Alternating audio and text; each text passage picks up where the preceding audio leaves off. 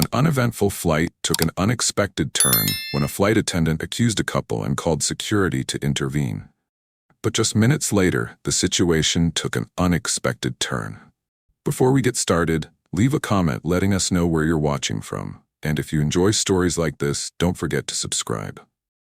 Not every storm begins with thunder.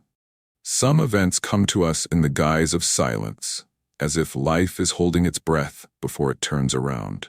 That late afternoon, JFK International Airport was strangely calm. The sunset streamed in through the wide windows, falling softly on the polished marble, making each step seem quieter, lighter. Inside the business-class cabin of Flight 198, everything was meticulously arranged. Charcoal leather seats, pale yellow recessed lighting, the gentle scent of essential oils wafting through the air. A carefully orchestrated piece, so refined that it seemed inviolable. Evan and Riley walked in as if they belonged there. Nothing else needed to be said. He wore a navy turtleneck and a cotton trench coat, the poised demeanor and steady eyes of someone used to walking the lines of power. Shoo, Riley, in a cream silk shirt, ash-gray slacks, and patent leather heels, exuding the quiet confidence of a lawyer accustomed to staring injustice in the face without blinking. When the airport staff scanned their tickets, the beeps were clear and clean, no delays, no need for confirmation. They nodded politely, said nothing more, and headed toward rows 3A to 3B. Their gestures were quiet, but they commanded attention, not because they wanted to, but because their presence was too neat to be overlooked. Riley sat down, leaning over to remove her shoes, her hands gently massaging her ankles, a small movement that conveyed the message, tired, but still dignified. She leaned toward Evan, exhaling softly, loud enough for only him to hear. Finally, a little rest.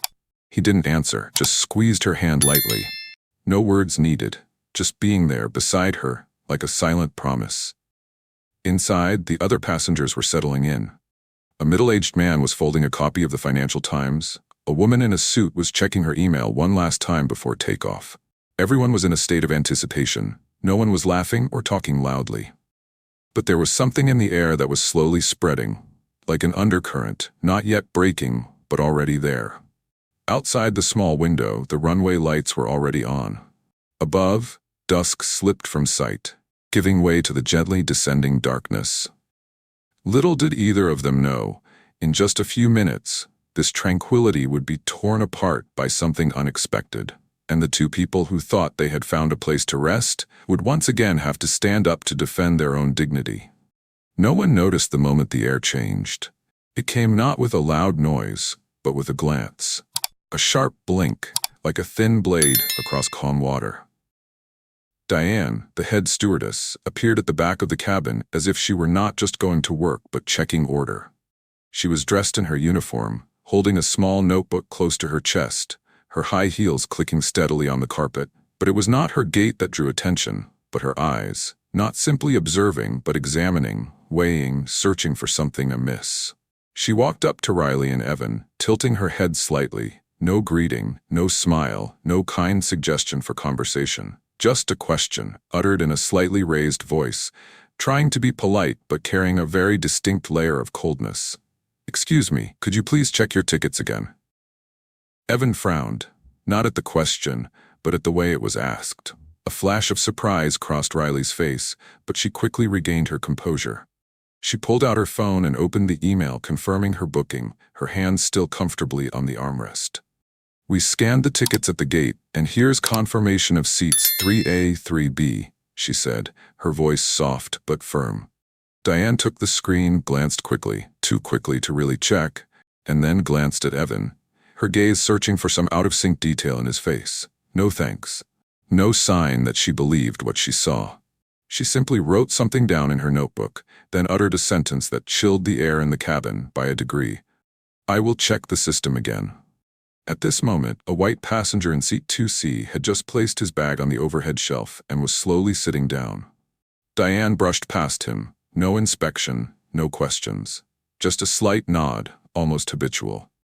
He nodded back, smiling, unaware that the treatment was becoming silent testimony to something unusual. Evan tilted his head slightly to look at Riley. No words needed. But she understood. And in that moment, he reached out and squeezed her hand for support. His voice was so soft that only she could hear it, but it was the gentlest reminder amid the undercurrent. Don't let her take away your peace. Riley stopped looking at Diane. She looked out the window, where the sky was darkening. Her eyes were quiet, not angry, but determined. A woman accustomed to being doubted, but never forgetting who she was. And at the front of the cabin, Diane continued to take notes. No one knew what she was looking for. But one thing was certain. The storm had begun. And it wasn't coming from the window. It was coming from the middle of first class. The flight had not yet rolled out of the gate. But for some passengers, the plane had begun to vibrate, not from the engines, but from a hard-to-name feeling, a growing sense of foreboding.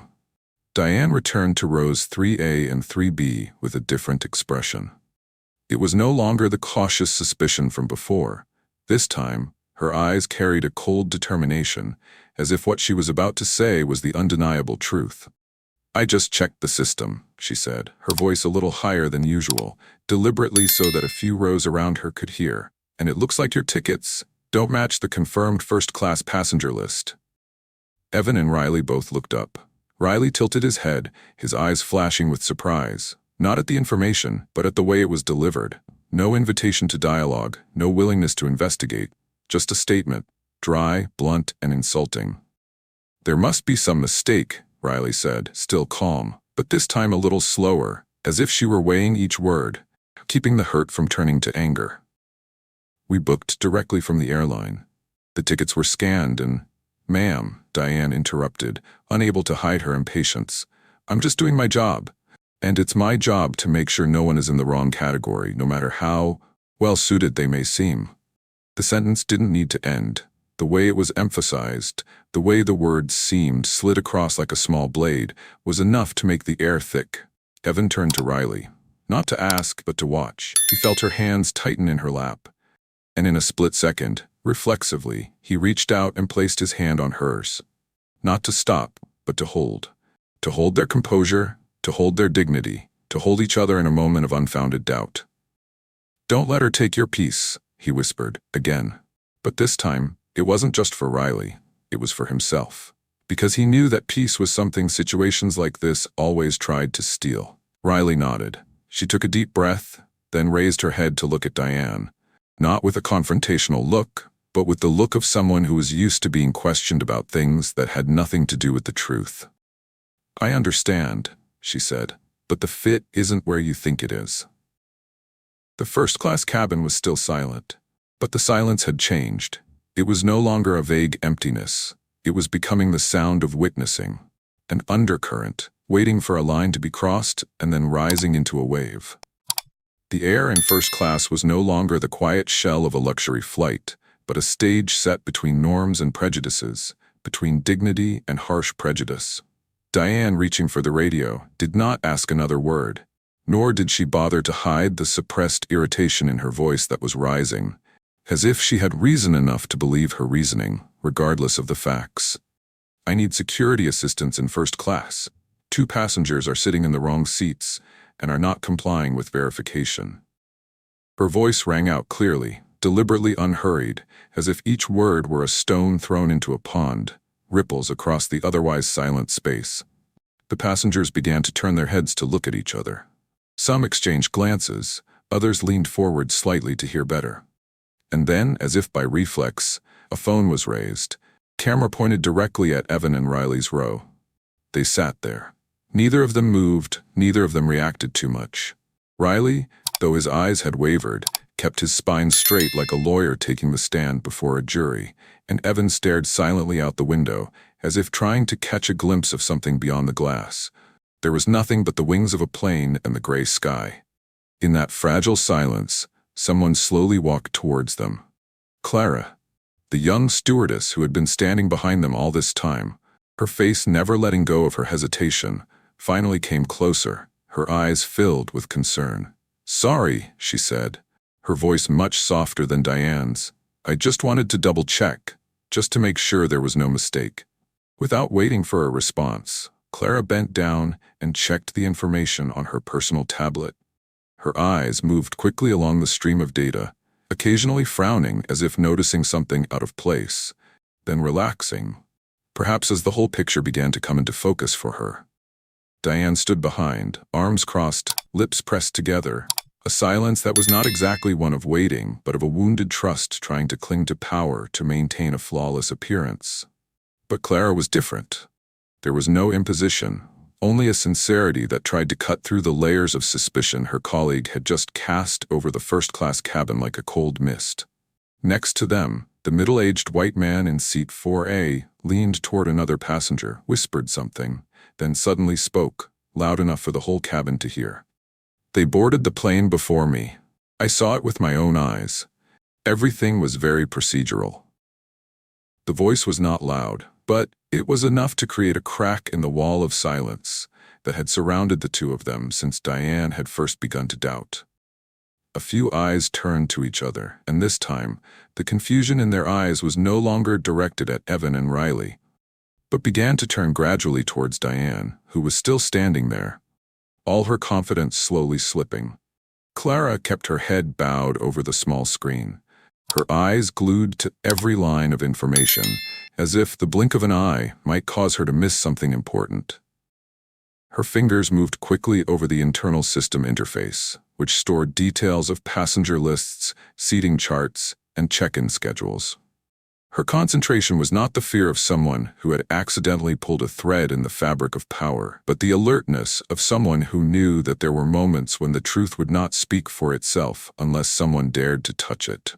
And then, when Clara straightened slightly, took a deep breath before raising her head to look at Diane, there was no hesitation in her eyes, no shadow of doubt. She spoke, loud enough for every row to hear, but still maintaining her composure. These two passengers, Evan Brooks and Riley Morgan, were properly booked, their ticket numbers matched. They had properly checked in from Gate 4 and boarded the plane as instructed. A deep silence fell, as if invisible walls were collapsing in silence, taking with them the arrogance that had clouded Diane's voice since the beginning of the flight. She stood still, her eyes darting to Clara as if to confirm that what she had just heard was truly irreversible. But at that moment, a small sound rang out from the hallway. A young passenger in row 3C held up her phone, the screen playing a video of Diane walking past the white man. No stopping, no questioning. Her voice was even heard in the clip. "You're good, sir." Short, gentle, and a stark contrast to how she stood before Riley and Evan just minutes later. The small screen emitted a faint light, but in that moment, it was as bright as a spark lit in the darkness. No need to shout, no need to scream, just need to be lit at the right moment. A few passengers nodded to each other, and some let out a long sigh as if they had been holding in their breath all this time. And then, from somewhere behind them, a clap broke out. Not loud, not rapid, but clear. A recognition, a silent support for truth, not for color, not for power, but for one simple thing, justice. Riley turned to Evan. His hand was still clasped lightly around hers, a silent gesture of protection. And this time, she didn't have to hide the emotion in the corners of her eyes.